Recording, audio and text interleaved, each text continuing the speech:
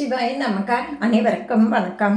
ஒரு சின்ன தகவல் மூலமாக நம்ம எப்பேற்பட்ட சூழல்லையும் கடந்து வந்து விடலாம் அப்படிங்கிறது தான் பார்க்க போகிறோம்.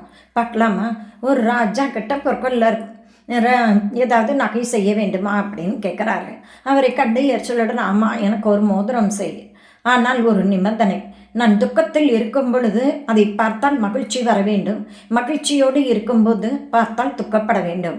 அந்த மாதிரி மோதிரம் விசேஷமானதாக இருக்க வேண்டும், இல்லாவிட்டால் உன் தலையை துண்டிப்பேன் அப்படின்னு சொல்கிறாரு. இப்படி ஒரு மோதிரம் எப்படி செய்வது என புலம்பிக் கொண்டிருக்கிறார் யாரு? பொற்கொள்ளர். இதை கண்டால் சிறுவன் சாலமோன் என்ன செய்கிறாரு? இதற்காகவா வருத்தப்படுகிறீர்கள்? வழக்கமாக மோதிரத்தை செய்யுங்கள், செஞ்சதுக்கப்புறம் அதில் இதுவும் கடந்து போகும் அப்படிங்கிறத வாசகத்தை பொறித்து விடுங்கள், பிரச்சனை தீர்ந்து விடும் அப்படின்னு சொல்கிறாரு.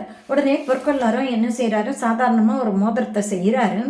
இந்த மோதிரத்தை செஞ்சுட்டு இதுவும் கடந்து போகும் அப்படிங்கிற ஒரு வாசகத்தை பொறிச்சு கொண்டு போய் ராஜாட்ட கொடுக்குறாரு.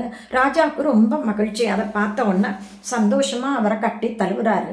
இந்த மாதிரி தான் எப்பேற்பட்ட சூழல் வந்தாலும் அதை எப்படி கையாள வேண்டும் என்பதை யோசித்து சமயோஜிதமாக சிந்தித்து செயல்பட்டால் நம் வாழ்க்கையும் பிரகாசமாக இருக்கும்.